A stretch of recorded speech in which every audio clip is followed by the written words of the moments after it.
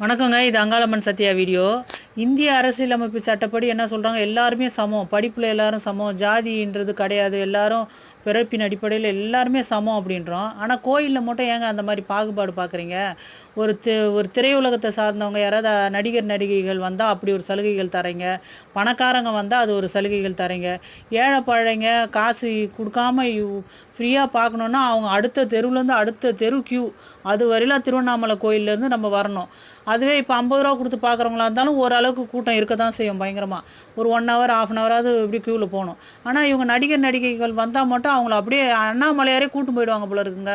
அதாவது வாசப்படியில் அவங்க கோயிலை உள்ளே கூட வர முடியாது, பாவம் கஷ்டம், நடந்து வர முடியாது அவங்களால அப்படின்ட்டு அண்ணாமலையாரை தூக்கிட்டு போய் அங்கே காட்டுவாங்க போல இருக்கு. அந்த மாதிரி காட்சி பொருளாக்கி சாமியை காசும் வசூல் பண்ணுறீங்க 50 ரூபா அறநிலையத்துறை சார்பாக திருவண்ணாமலை கோயிலில். ஆனால் இது மாதிரி நடிகர் நடிகைகள் யாராவது வந்தாங்கன்னா, இப்போ அமலாபால் அப்படி தான் நேற்று போய் பார்த்துருக்காங்க போல இருக்கு. அப்படி ஒரு சலுகைகள் வழங்குறீங்க, அவங்களுக்கு படம் கொடுக்குறீங்க, சால்வை போத்துறீங்க. சாதாரண மக்கள்லாம் மனுஷங்களா இல்லையா? அப்போ அவங்க அரசியலமைப்பு சட்டப்படி என்ன, அவங்களாம் சாதாரணமானவங்களாம் சாதாரணமானவங்க, பணக்காரங்களாம் அவங்களுக்கு மட்டும் அது மாதிரி தனி சலுகைகள்லாம் தரலான்னு சொல்லியிருக்கா சட்ட